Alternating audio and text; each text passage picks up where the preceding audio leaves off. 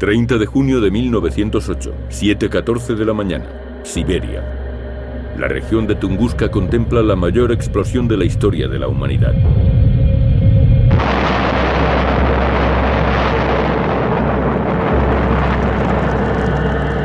En una hora, el estallido y el gran incendio que provocó destruyeron una porción de bosque del tamaño de Londres.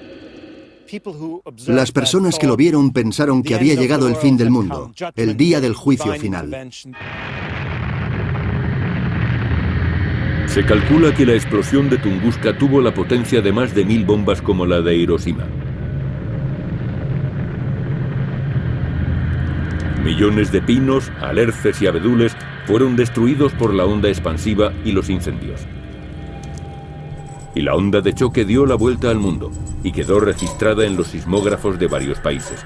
Pero nadie pudo averiguar dónde se había originado. Pasaron 20 años hasta que los científicos soviéticos calcularon el desastre provocado y lo filmaron. El Big Bang de Tunguska.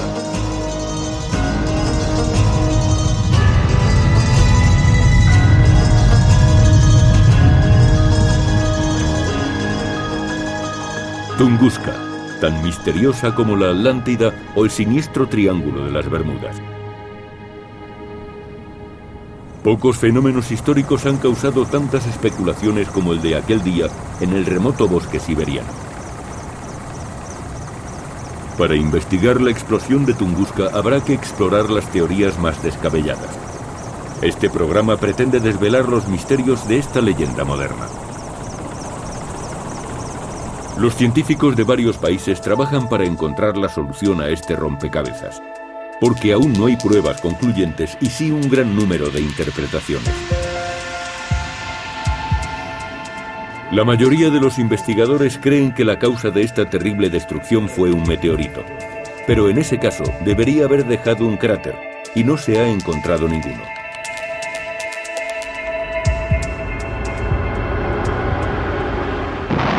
O quizá fue algo muy distinto. Por supuesto, mi teoría favorita es la de la nave espacial. Los extraterrestres pensaron en aterrizar aquí. Entonces se produjo un fallo y la nave explotó. La teoría de la caída de un ovni no se descarta. Hay varias versiones al respecto. Teoría 42.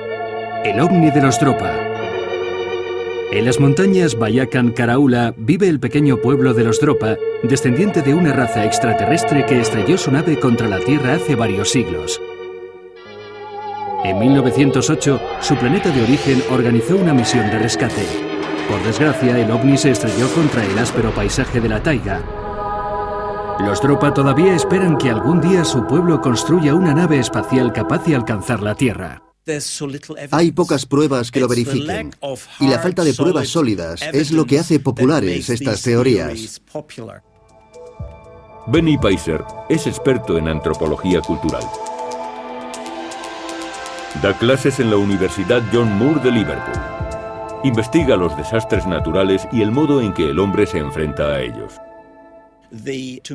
El desastre de Tunguska cambió nuestra visión del mundo y de nuestro lugar en el cosmos. Hasta entonces pensábamos que estábamos bien protegidos, que el universo funcionaba como un reloj y que nada dramático iba a ocurrir. Pero de hecho, desde que ocurrió el incidente de Tunguska, sabemos que somos potencialmente el centro de impactos cósmicos. Si han ocurrido en el pasado, pueden volver a ocurrir en el futuro. Imaginemos que la explosión de Tunguska hubiese ocurrido en Frankfurt.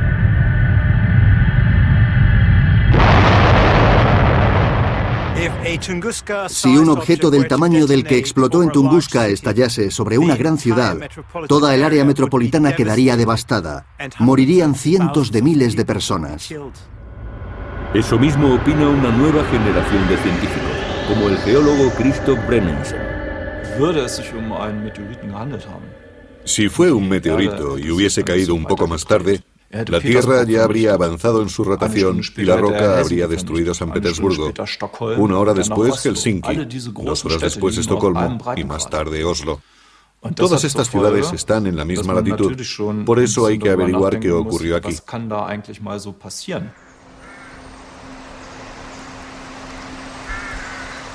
Fue esta pregunta la que sacó a Christoph Brennisen de su castillo en Alemania y lo llevó a la taiga siberiana en el año 2000. Formaba parte de una expedición ruso-alemana. Ahora vuelve a Tunguska para contrastar las principales teorías.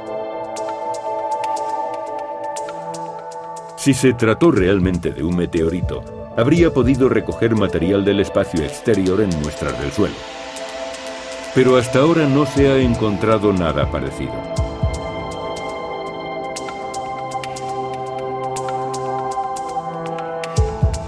Christoph anota los lugares en los que la búsqueda puede ser más provechosa. Tal vez tus mapas diseñados en casa le conduzcan a un gran descubrimiento. Los planos muestran una de las regiones más aisladas de la Tierra. Hermosa, inaccesible e implacable.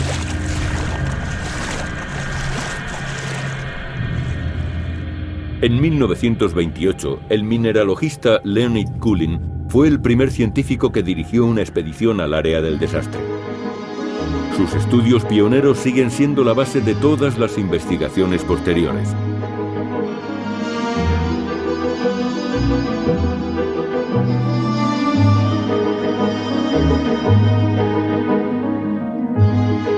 Por aquellos días, este territorio era aún más salvaje que hoy. Nadie iba allí si no estaba obligado a hacerlo. Durante 2 décadas, Kulik y sus hombres pusieron todo su empeño en encontrar pruebas del impacto de un meteorito. Kulik exploró esta región en avión y trazó mapas muy detallados. Así pudo dejar constancia de la posición en que quedó cada árbol después de la explosión. Y con datos como ese, debería ser fácil calcular dónde cayó el meteorito. Leonid Kulik recurrió a la tecnología más avanzada para buscar el cráter. Redujo la zona de interés a una serie de pequeños lagos muy cercanos al epicentro de la explosión. Durante sus expediciones científicas, Kulik hizo vaciar por completo algunos lagos para examinar el fondo. Supuso que aquellos lagos podían ser en realidad cráteres, y de hecho se encontraron raíces de árboles que habían estado vivos poco tiempo antes. ¿Cómo pudieron llegar allí? Si un meteorito hubiese impactado en la zona, las raíces habrían quedado destruidas. Por eso Kulik concluyó que aquellos lagos no podían ser cráteres y quedó muy decepcionado. Probablemente Kulik nunca llegó a averiguar el origen de aquella explosión. Él quería seguir explorando hasta dar con la solución, pero ya no tuvo ocasión de hacerlo. Cuando los alemanes invadieron Rusia en 1941, Kulik se alistó voluntario en el Ejército Rojo. Murió prisionero de los alemanes un año después.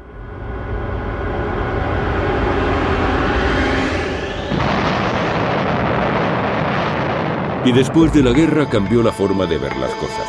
El mundo había conocido la bomba atómica. Tunguska tenía un nuevo significado para los científicos y para la ciencia ficción.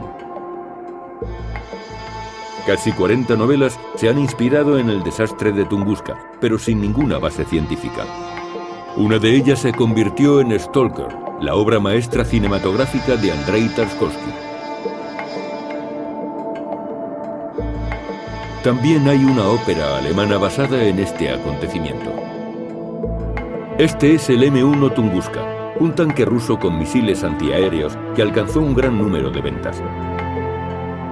Pero si usted no puede permitirse la compra de un tanque por solo $50, puede hacerse con otro tipo de arma explosiva, Tunguska Blast, una bebida energética fabricada en Florida con hierbas de Tunguska. ¿Serán radioactivos sus ingredientes?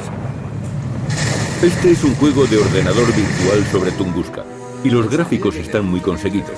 Empieza en el expreso transiberiano.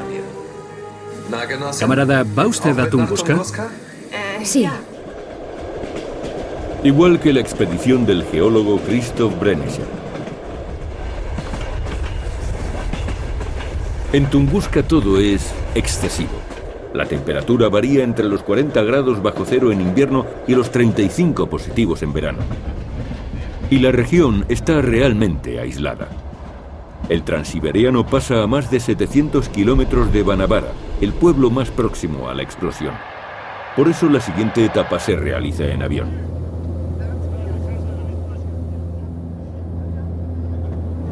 Este es el último momento de comodidad que Christophe podrá disfrutar en una buena temporada. Banabara es el único lugar donde pueden aprovisionarse y encontrar personas que les guíen a través de la naturaleza.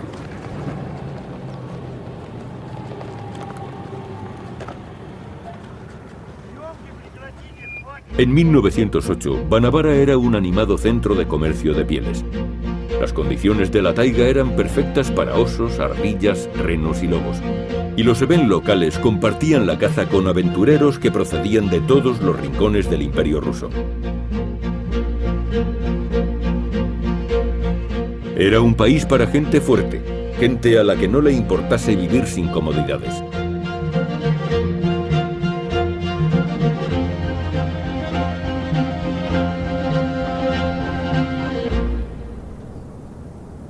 Actualmente todavía se recuerdan en Banabara los sucesos de 1908. Por la mañana temprano, antes de que cayera el meteorito, mi tío abuelo salió a sentarse en los escalones que había delante de su casa. Era verano y quería respirar un poco de aire fresco.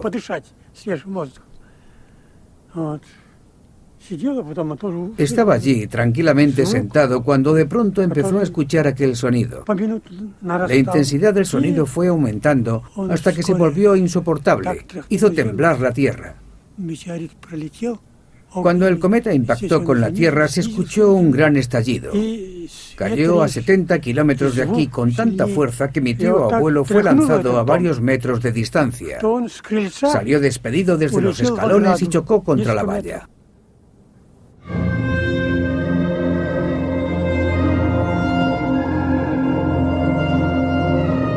Pero para otro grupo de personas, la experiencia de la explosión fue aún peor.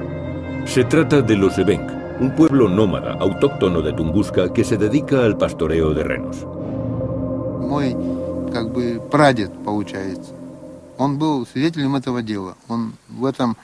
Mi bisabuelo fue testigo de la explosión. Estaba justamente en la zona donde ocurrió, pero se fue rápidamente con los de su clan. Si su grupo se hubiese quedado, todos los clanes habrían desaparecido porque aquella explosión causó muchas muertes entre los Evenk. Mi clan vivía con otros grupos aquí, en el río Samba, y cuando cayó la roca se escuchó un sonido como el de una explosión nuclear que acabó con todo. Se perdieron muchas vidas. Los Evenk tienen otra explicación para el origen del estallido. Un chamán pidió a Agdi, el dios del trueno, que destruyese una tribu enemiga. Furioso porque habían querido abusar de él, Agdi envió contra los Evenk aves de hierro capaces de disparar rayos que abrían la tierra. Este todavía es un territorio prohibido para los Evenk, pero ¿no sería otra clase de rayo el que cayó aquí? Teoría 17. El experimento de Tesla. El famoso científico Nikola Tesla estaba trabajando en un inmenso transformador en Watercliff, Nueva York. Intentaba demostrar el increíble poder de un rayo de luz artificial, pero cometió un error inmenso, y el precio lo pagó la región de Tunguska. Finalmente, Christophe emprende un largo viaje al epicentro de la explosión. Va a bordo de un helicóptero Mi-8 con un guardabosques de la Reserva Natural de Tunguska.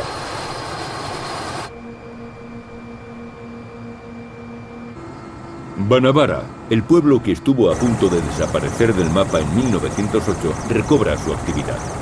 Hoy, sus más de 3.000 habitantes son cazadores, madereros o administran la reserva.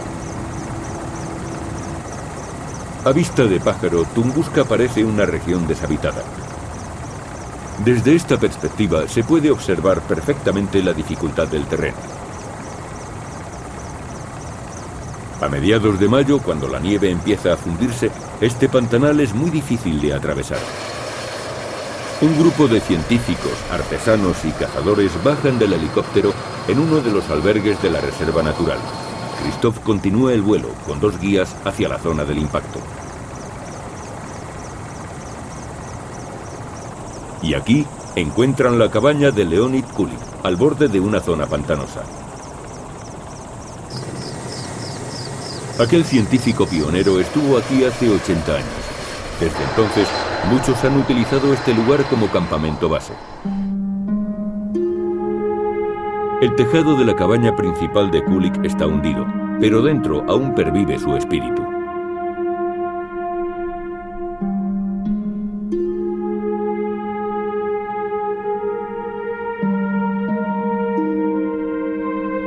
Quizá Leonid Kulik estuvo muy cerca de averiguar el origen de la explosión de Tunguska, más de lo que pensaba.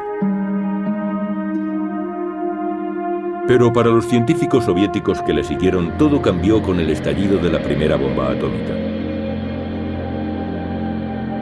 Después de la Segunda Guerra Mundial, muchos científicos soviéticos se desplazaron a Tunguska. Necesitaban encontrar datos y pruebas sobre radiactividad o antimateria. Utilizaron imanes muy potentes para buscar fragmentos de metales extraterrestres. Encontraron partículas que podían haber venido del espacio exterior, pero no pudieron definir la causa definitiva del desastre de Tunguska. Quizá ahora, con los nuevos avances, podrían proponer teorías más acordes con su tiempo. Teoría 43. La bomba atómica que viajó en el tiempo. En la década de los 70, una bomba atómica desapareció, cayó en el túnel del tiempo y apareció de nuevo en la distante región de Tunguska. Eso fue lo que produjo la explosión de 1908. Pero cuando un meteorito de verdad se estrelló en otro lugar de Siberia en 1947, todo se complicó. En esta ocasión, el cráter y algunas partes del meteorito fueron halladas inmediatamente.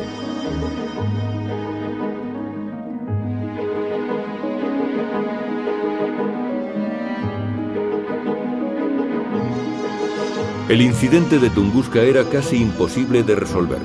Los científicos tuvieron que seguir excavando, pero en invierno el suelo estaba helado, y en verano las tierras pantanosas, con sus millones de mosquitos, hacían imposible cavar.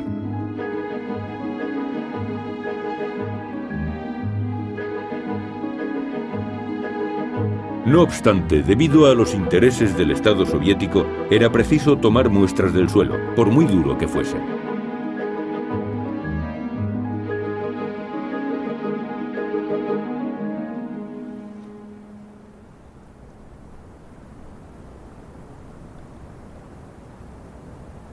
Actualmente las muestras del suelo siguen siendo las principales herramientas de investigación. Si no hay polvo cósmico en la capa superior, tal vez pueda encontrarse en otras más profundas, entre 40 y 60 centímetros más abajo. Ahí era donde estaba la superficie en 1908. Esto es lo que Christophe Brennisen estaba buscando. Ha venido en el mes de mayo, en el breve periodo entre el hielo y las ciénagas.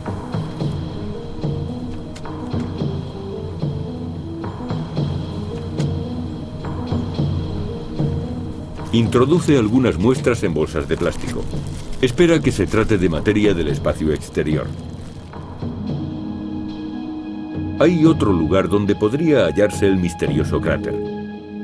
Después de la guerra, igual que había sucedido en tiempos de Kulik, aumentó de nuevo el interés por los lagos y los cráteres.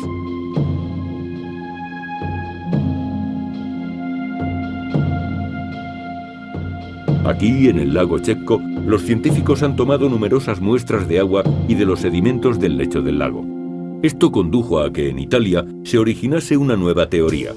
Un grupo de investigación dirigido por el profesor Giuseppe Longo de la Universidad de Bolonia se concentra exclusivamente en este lago. En 1991 investigaron la zona del impacto. Fueron los primeros científicos occidentales que consiguieron permiso. Y ahora tienen una nueva teoría acerca de la explosión. Creemos que el suceso de Tunguska fue ocasionado por una explosión que se produjo en la atmósfera. Lo que aún no hemos podido averiguar es si se trataba de un meteorito o de un cometa. Y la desintegración de aquel objeto en la atmósfera es la razón por la que no se han encontrado en las muestras de tierra residuos de materiales extraterrestres. Eso tendría sentido. Pero también creen que los fragmentos más grandes habrían dejado algunos cráteres y han pasado años buscándolos. Ahora Giuseppe Longo, el físico Romano Serra y el geólogo marino Luca Gasperini están decididos a resolver el misterio de una vez por todas. Cuentan con equipos extraordinariamente avanzados. Ya han enviado varios buceadores para que examinen los sedimentos del lago Chetko. Están convencidos de que es aquí donde encontrarán las claves para resolver su gran duda. ¿Fue Tunguska devastada por un meteorito? La forma del lago parece confirmar su hipótesis. Por un lado, nuestros instrumentos sismográficos registraron muchos sedimentos. Y estamos de acuerdo con la teoría de que el lago es muy antiguo. Pero por otro lado, la forma del lago es muy poco corriente. Es como un embudo de cono invertido. Mide 50 metros por 350. Esto no es lo normal en un lago siberiano. Pudo formarse por la acción de una fuente de calor. El fondo es plano y la profundidad máxima es de 2 metros solamente. Esta es una vista aérea del lago Chetko tomada durante las inundaciones anuales de primavera. Al principio, los científicos italianos solo analizaban micropartículas de agua. Pero después desarrollaron un modelo de la forma del lago que se parece notablemente a un cráter de impacto. Ahora planean perforar el lecho del lago más de 50 metros. Confían en que encontrarán algo. Este proyecto es muy importante. En el centro del lago, a unos 10 metros por debajo del fondo, los instrumentos sismográficos han registrado una densidad anómala. Y esta anomalía podría deberse a un exceso de presión provocada por el impacto. El cráter estaría 10 metros por debajo de los sedimentos. Hoy Luca Gasperini y sus colegas han estimado que la edad del lago es de 100 años. Solo una nueva expedición podría demostrar si este lugar esconde la clave del misterio.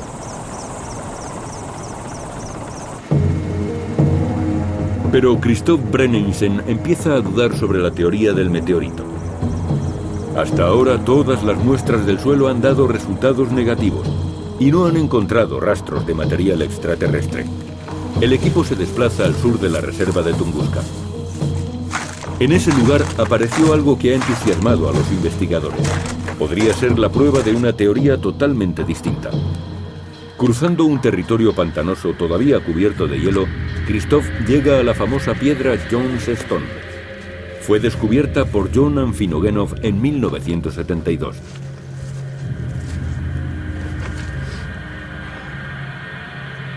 Christoph está seguro de que la roca no pertenece a este lugar.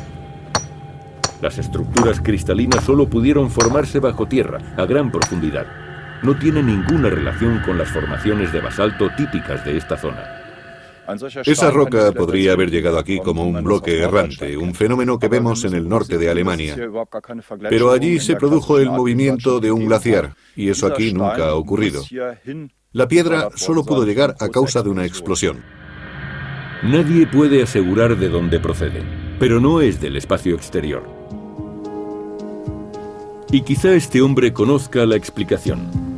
Wolfgang Kundt es astrofísico. Vive en el oeste de Alemania, en un territorio volcánico llamado Eifel. Hace años propuso una atrevida hipótesis que trastocó por completo el debate sobre Tunguska. Según Kundt, la piedra Johnstone demuestra que la explosión es de origen terrestre. El científico abandonó el campo de la astrofísica para dedicarse a estudiar la teoría del volcán.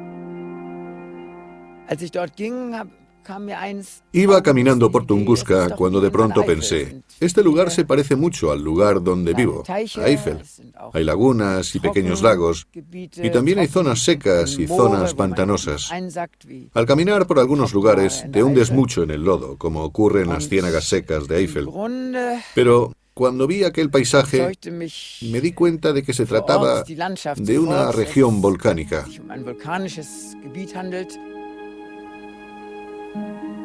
La teoría de Kuhn se basa en los orígenes volcánicos de la zona. Según cree, hace 100 años, en Tunguska fueron expelidos gases desde el interior de la Tierra.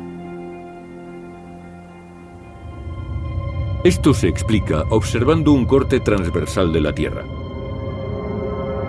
Envolviendo el núcleo interior, vemos el núcleo exterior, una zona compuesta de magma fundido y gases. Kuhn cree que el magma y los gases muy calientes se abrieron paso hasta la corteza terrestre a través de volcanes subterráneos. Durante miles de años, estas columnas de magma ascendente estuvieron contenidas por una espesa capa de basalto. Pero en junio de 1908, bajo una enorme presión, el gas reventó varios kilómetros de roca.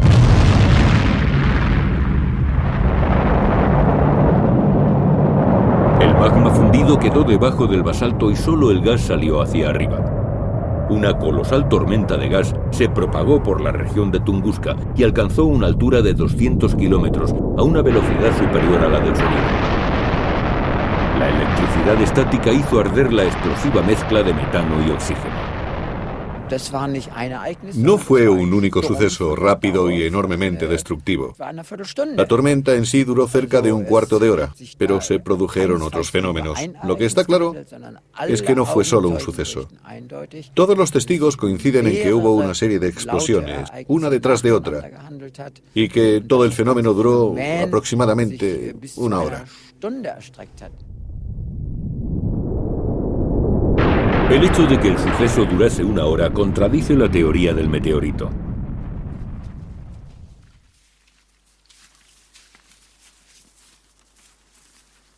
Christoph Brennensen busca pruebas que podrían apoyar la teoría de la explosión de gas como restos de árboles del año del desastre, 1908. Solo quedan unos pocos en los espesos bosques de la taiga, pero proporcionan una importante información a los científicos. Y podrían explicar algo que Kulik advirtió 70 años antes. El profesor Wolfgang Kuhn ha desarrollado en Bonn la teoría de que una enorme burbuja de gas reventó bajo el suelo de la taiga, de modo que las raíces de los árboles salieron proyectadas cientos de metros por toda la región. Se pueden ver muchos restos cerca de aquí. Estos son claramente los efectos de la explosión. Todos los árboles de la zona son jóvenes y no están dañados por el fuego. Así que podríamos decir que estos troncos carbonizados son como cuerpos extraños, como intrusos. ¿Podría explicar esta teoría el origen de las raíces que encontró Kulik en los lagos? El castillo de Milau, al este de Alemania. Este insólito lugar alberga el único museo que hay en el mundo sobre Tunguska. Gottlieb Polzer, físico y apasionado de la caza, es su fundador. Él organizó la primera expedición ruso-alemana a Tunguska. Comparte parcialmente la idea de Kuhn, pero la lleva aún más lejos. Creo que la teoría de la explosión de gas es muy acertada. Pero lo que aquí ocurrió no se reduce simplemente a un estallido. Resulta muy tentador proponer una variante de esta hipótesis que incluya un cometa. Pero para que todo cuadrase con este desastre, tendría que haber sido un cometa de al menos 2 núcleos. Al entrar en la atmósfera de la Tierra, estos núcleos habrían chocado el uno con el otro. Hubo una explosión que provocó una reacción en cadena. Según Polzer, los gases subterráneos pudieron ser liberados como resultado del impacto y ardieron. Creo que después se sucedieron un cierto número de acontecimientos diferentes. Por ejemplo, existe la posibilidad de que también se produjese una explosión de mosquitos. Sí, han oído bien, una explosión de mosquitos. Después de años de investigación, nunca se había mencionado nada sobre una explosión de mosquitos. ¿Y por qué no? Después de todo, hay otras 120 teorías sobre la explosión de Tunguska. Teoría 79. El agujero negro. Un valeroso agujero negro decidió ejercitar sus músculos y eligió Tunguska para entrenar. Con un gran estallido impactó en la zona de Tunguska, agujereó la Tierra y salió por el otro lado, desapareciendo sin que nadie se enterase en la inmensidad del espacio. Los científicos parecen compartir algunas teorías extremas. Yuri Lavin dirigió el museo de Tunguska en la ciudad siberiana de Krasnoyarsk hasta que se quedó sin dinero y alguien robó el meteorito de 2 toneladas. Eso es lo que él mismo cuenta. Ahora solo tiene pequeñas muestras, pero sus ideas sobre Tunguska siempre aparecen en los titulares de la prensa. Todo el mundo busca en Banavara, en los pantanales del sur, pero ocurrió aquí. Era un cometa inmenso. Según mis cálculos, podría pesar 1.000 millones de toneladas y destruyó un objeto muy avanzado tecnológicamente, un ovni. ¿Cómo lo sabemos? Porque hemos encontrado una foto tomada desde el espacio. Este es el lugar exacto donde se produjo la destrucción. No hay pruebas de un desastre así en las tierras pantanosas del sur, porque nunca lo hubo. Y estos restos lo demuestran. Estas son las huellas del despegue de la nave espacial, que tenía un tamaño de 25 kilómetros cuadrados. Giró, voló hacia el cometa y explotó. ¿Por qué? Si el cometa con un peso de 1.000 millones de toneladas hubiese pasado cerca de la Tierra, habría rozado el planeta y el polvo habría subido a la parte alta de la atmósfera. La atmósfera se habría oscurecido. El polvo habría cubierto el sol. Y nosotros, bueno, ni siquiera habríamos llegado a nacer. Cerca del punto de despegue del ovni, Lavin encontró una pequeña parte de la nave. Un trozo de ferrosilicio, según él. Si aceptamos esta teoría pronunciada por un arqueólogo, un poder extraño se habría sacrificado por la humanidad. Una inmensa nave y su heroica tripulación nos salvaron del cometa. Pero la teoría de Lavin no es la única que habla de extraterrestres. Teoría 92. Un mensaje del espacio exterior. En 1883 entró en erupción el volcán Krakatoa. Unos alienígenas en la constelación del Cisne vieron las columnas de humo y las tomaron por un intento de contactar con ellos. Entonces, respondieron con un rayo láser que impactó en Tunguska. La humanidad no entendió aquel poderoso mensaje. Volvemos al presente, cuando más expediciones parten hacia la región de la explosión. Tal vez sea por la belleza del paisaje o quizá porque a los humanos nos gusta resolver misterios.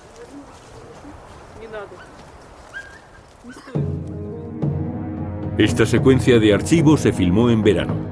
La expedición de Brenninsen se realizó en mayo y en primavera es difícil vadear algunos ríos.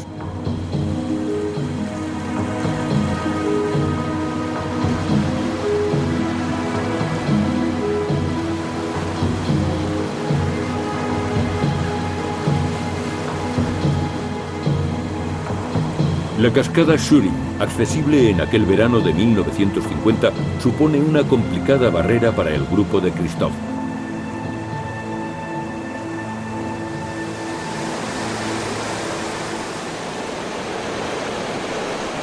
No hay una estación ideal para explorar la taiga. El verano trae nuevos peligros como algunas serpientes muy venenosas.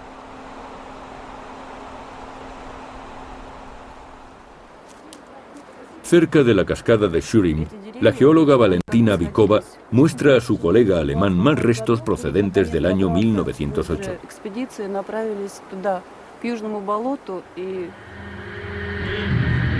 En los bosques de Tunguska se pueden encontrar troncos carbonizados aún en pie desde la explosión de 1908.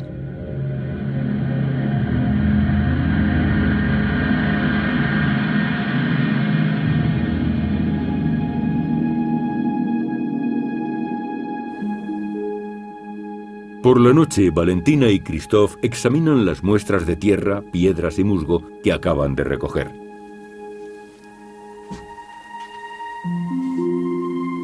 Christoph parece más escéptico, pero Valentina aún cree que la explosión fue causada por un meteorito.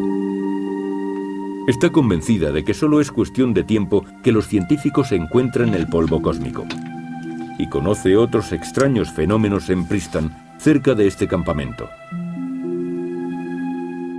Estamos en el campamento Pristan y a 17 o 18 kilómetros de aquí, en la ruta Kulik, en dirección a Banavara, hay un lugar llamado Montaña del Ídolo. Allí ocurren cosas muy extrañas. Los relojes electrónicos de cuarzo dejan de funcionar. En algunos los números se borran. Pero es muy curioso porque, aunque los relojes de cuarzo se paran, los relojes mecánicos siguen funcionando como siempre. Y se han dado casos de psicosis masivas en ese lugar. La gente sufre colapsos nerviosos y se muestra muy irritable. En Tunguska hay muchos casos de fenómenos extraños, pero la mayoría se pueden explicar. Christoph Brenningsen se dirige al punto más alto de la zona del impacto. Allí también sucede algo poco corriente.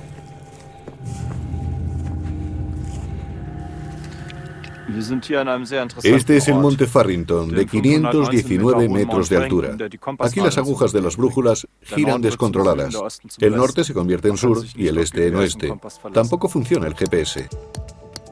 El caso de la brújula no es tan raro después de todo. Sencillamente la piedra de la montaña es altamente magnética. Este fenómeno geológico se observa también en otras partes del mundo.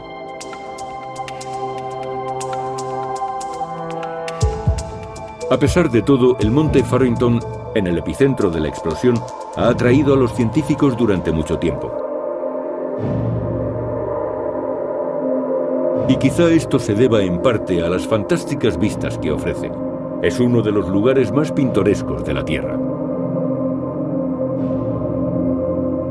Pero naturalmente los científicos no vienen aquí por ese motivo.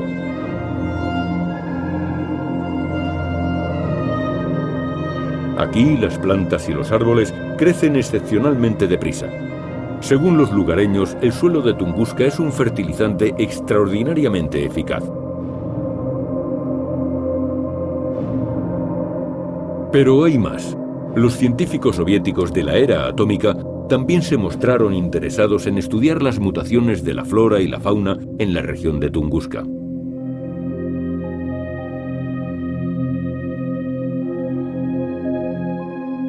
En los años 50 descubrieron que desde 1908 los árboles tenían los anillos de crecimiento más anchos que en los años anteriores a la explosión. Incluso el propio Christoph ha descubierto una mutación genética que afecta a las acículas de los pinos. Aquí tengo algunas acículas de pino de Pristan. Habitualmente crecen en número par, 2, 4... pero no como lo que vemos aquí. Por ejemplo, 5 o incluso 3. Por tanto, hay un montón de detalles que deberíamos tener en cuenta. Las tormentas magnéticas, que inutilizan temporalmente nuestras brújulas y los aparatos GPS, podrían ser tan potentes como para causar una mutación. Por supuesto, también hay mutaciones que se producen por el estrés que sufre la naturaleza a causa de los cambios en la proporción de nutrientes, la humedad, el frío... Pero las mutaciones se acumulan de tal manera en el pueblo de los Evenk que uno empieza a preguntarse si no habrá otras causas. Las mutaciones y el aumento del ritmo de crecimiento suelen producirse después de una explosión atómica o por contaminación radiactiva.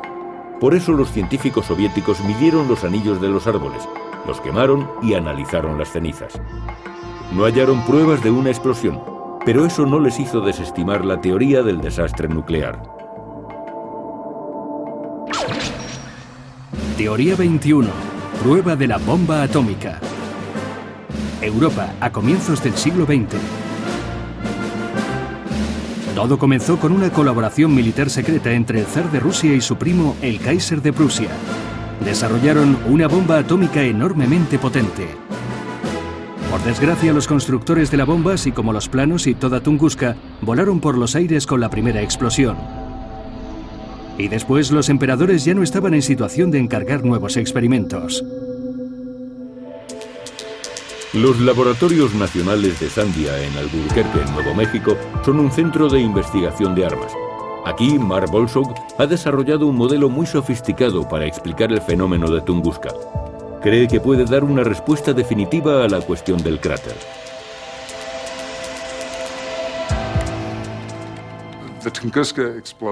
En mi opinión, la explosión de Tunguska fue causada por el impacto de un gran cometa o asteroide.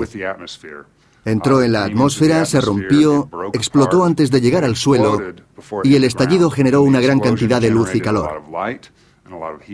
También produjo una fuerte onda expansiva y creó vientos tan fuertes que derribaron árboles. El calor quemó algunos de aquellos árboles y provocó un incendio que se propagó rápidamente. Por tanto, yo creo que el suceso de Tunguska es perfectamente explicable si se acepta la teoría del impacto de un asteroide. Según Mark Bostock, un meteorito explotó a una altura de entre 5 y 10 kilómetros. Pero esta teoría no es nueva. Lo que sí es nuevo es que Bostock puede demostrarlo con una simulación computerizada, sin salir del laboratorio. La razón de que no hubiera un cráter visible fue que el cometa o asteroide consumió toda su energía y explotó a gran altura. Por eso no quedó nada que chocase contra la Tierra. Para que el impacto forme un cráter, es necesario que algo sólido choque contra el suelo, y no parece que eso ocurriese en el caso de Tunguska. No hay cráter, pero según Bostock no tiene por qué haberlo.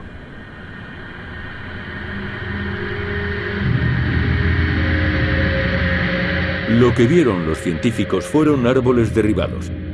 El archivo de fotografías y películas de Kulik proporciona una gran cantidad de información. La tecnología y los simuladores han inspirado a generaciones de científicos para establecer la posición exacta de la explosión. En los años 50 se probaron modelos en una cámara de presión.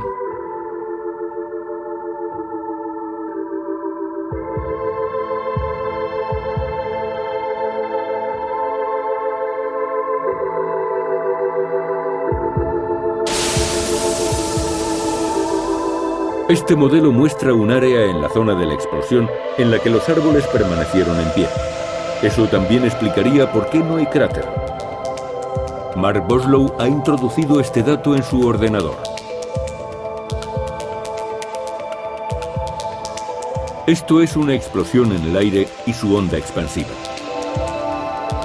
Se ve que afecta menos a los árboles que están inmediatamente debajo.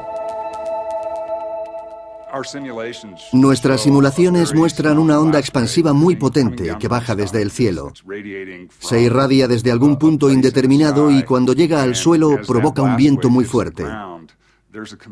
Sopla radialmente desde el centro hacia afuera. Es decir, que se inicia en la zona cero y por ese motivo los árboles aparecen inclinados hacia el exterior. Básicamente, la inclinación sigue un modelo radial que parte de la zona cero. Eso explicaría un extraño fenómeno. ¿Por qué algunos árboles permanecieron en pie? Estaban bajo la explosión y quedaron despojados de sus ramas, pero no fueron derribados. Y para proporcionar la explicación final, también hay que tener en cuenta los extraños fenómenos lumínicos. A partir del 30 de junio y durante 3 noches, desde Moscú hasta Londres, la gente pudo leer el periódico en la calle a medianoche. 100 años después, sabemos que una inmensa nube que partía de Tunguska fue arrastrada por los vientos de la termosfera y atravesó Europa reflejando la luz del sol hacia la Tierra. Mark Bostock ve este fenómeno como otro argumento a favor de la teoría del meteorito. Cree que su modelo virtual también puede explicar eso, utilizando información de otro punto del sistema solar. Construimos un modelo del impacto del Shoemaker-Levy 9, el cometa que chocó contra Júpiter en 1994. Y nuestro experimento dio como resultado un rastro de humo similar al que dejaría un misil. La columna de humo alcanzó una gran altura, de unos 3.000 kilómetros. Después se derrumbó sobre la atmósfera de Júpiter y produjo una gran cantidad de polvo y materiales que reflejaban la luz del Sol. Por eso pensamos que en Tunguska ocurrió un fenómeno muy similar.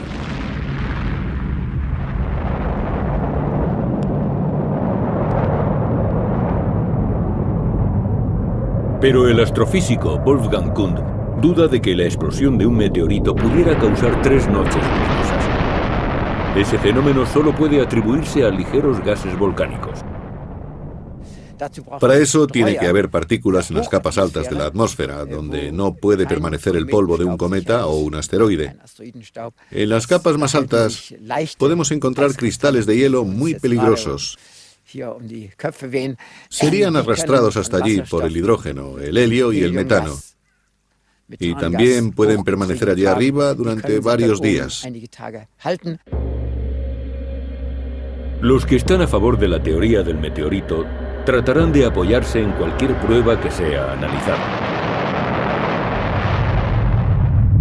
Y eso es lo que hace también Wolfgang Kundt para su teoría del gas subterráneo. Los partidarios del meteorito son una clara mayoría, y el equipo de Bolonia se enfrenta al momento de la verdad. Piensan comprobar su teoría allí mismo, sobre el terreno. Se puede comprobar fácilmente. Iremos allí, excavaremos y veremos qué encontramos. ¿Habrá algo o no lo habrá? ¿Será un meteorito o no?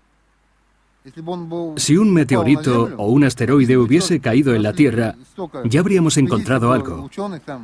De hecho, se han organizado muchas expediciones y han venido muchos científicos. Yo creo que simplemente la Tierra lo empujó lejos. El mundo es redondo y en aquellos días estaba sano, no como hoy. Una explosión del interior de la Tierra, una explosión volcánica. Para mí esa es la única interpretación consistente, según los datos que hemos podido analizar. Pero para algunos, como Benny Peiser, esa no es la clave. Independientemente de lo que ocurriese en Tunguska, incluso si no fue un asteroide, sabemos que los asteroides existen realmente, chocan contra la Tierra y explotan en la atmósfera. Continuamente escuchamos noticias sobre asteroides que estallan antes de colisionar.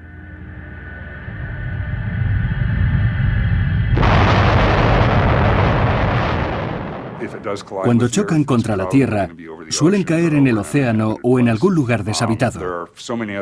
Pero hay muchos otros desastres naturales como huracanes, volcanes, terremotos o tsunamis que tienen muchas más probabilidades de ocurrir y ocasionar catástrofes. Por eso, lo más lógico sería que no nos preocupásemos demasiado por este tipo de cosas. Pero Mark Boslow nunca ha estado en Tunguska. Cuando vas allí, el lugar te atrapa, como le ocurrió a Christoph Brenningsen. Y de momento no parece que vaya a encontrarse una solución. Yo empecé apoyando la teoría del meteorito, pero he tenido que cambiar de opinión. Ya no tengo respuesta, y la ciencia tampoco. Hay modas que van y vienen. Unas veces es un meteorito, otras un cometa o un fenómeno terrestre.